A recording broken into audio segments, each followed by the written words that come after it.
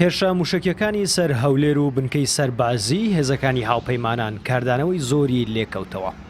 لە یەکەم کۆنگرەی ڕۆژنامەوانیدا دوای هێرشەکان جێن ساکی وتەبێژی کۆشکی سپی ڕایگەیان سەرۆکی ئەمریکا و ئیدارەکەی مافی وەڵامدانەوەی ئەو هێرشانەیان هەیە، بەڵام جارێ چاوەڕێی ئەنجامی لێکۆڵینەوەکان دەکەن. I will convey that we are outraged by last night's rocket attack in the Iraqi Kurdistan region. زۆر تووڕە و نیگەرانین لە هێرشە مووشەکەکان بۆ سەر هەرێمی کوردستان. وەزیری دەرەوە بلینکن لەگەڵ سەرۆکوەزیرانی حکوومەتی هەرێمی کوردستان مەسرور بارزانی قسەی کردووە. لۆید ئۆستن وەزیری بەرگریش لەگەڵ هاوتا عێراقیەکەی قسەی کردو و پشتیوانی ئەمریکایان بۆ دۆزینەوە و بە سزاگەیاندنی ئەنجامدەرانی هێرشەکان دووپات کردوتەوە. بەدڵنیاییەوە سەرۆکی ئەمریکا و ئیدارەکەی مافی وەڵامدانەوەی ئەو هێرشانەیان هەیە لە کات و شوێنێکی گونجاودا کە خۆمان هەڵی دەبژێرین، بەڵام جارێ چاوەڕێی ئەنجامی لێکۆڵینەوەکان دەکەین پێش ئەوەی هەر هەنگاوێک بنین. لە کۆبوونەوەی ئەنجومەنی ئاسایشی نێودەوڵەتیش جەنین هێنس پلاسخات نوێنەری تایبەتی نەتەوەی گرتوەکان دەڵێ هێرشە مووشەکیەکانی سەر هەولێر هەڕەشەیەکی مەترسیدارن بۆ سەر سەقامگیری ناوچەکە.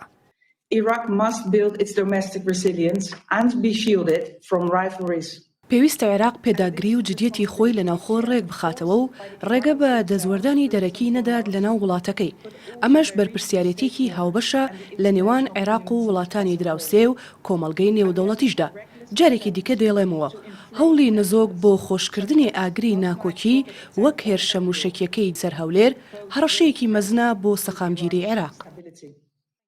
نوێنەری کاربەڕەکەری ئەمریکاش لە نەتەوە یەکگرتووەکان و لە یەکەم وتاریدا وەک نوێنەری ئیدارەکەی بایدن لە ئەنجومەنی ئاسایشی نێودەوڵەتی هێرشەکانی سەر هەولێر بە ترسنۆکانە ناودەبات و دەڵێ پێویستە لەم ئیدارەیە کێشەی میلیشیاکانی سەر بە ئێران و دەستێوەردانە خراپەکانی لە ناوچەکە چارەسەر بکرێن.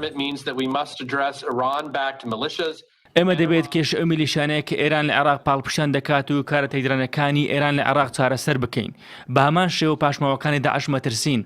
ئەم گروپانە متمانەی خەڵکی بەهەڵبژانی داهاتوی عێراق کەم دەکەنەوە، وەک ئەو هێرشە مووشەکیانی کە کرانە سەر هەولێر و کوژرانی کەسێک و برینداربوونی ژمارەیەکی دیکەش لێکەوتەوە و لە ناویشیاندا سەربازێکی ئەمریکی هەیە. وەک وەزیری دەرەوەی ئەمریکا ڕایگەیان زۆر تووڕە و نیگەرانن لە هێرشکردنە سەر هەرێمی کوردستان. پاڵپشتی تەواوی وڵاتەکەمان دووپات دەکەینەوە بۆ لێکۆڵنەوە و دۆزینەوەی ئەنجامدەرانی هێرشە ترسنۆکەکەی سەر هەولێر و بە سزاگەیاندنیان.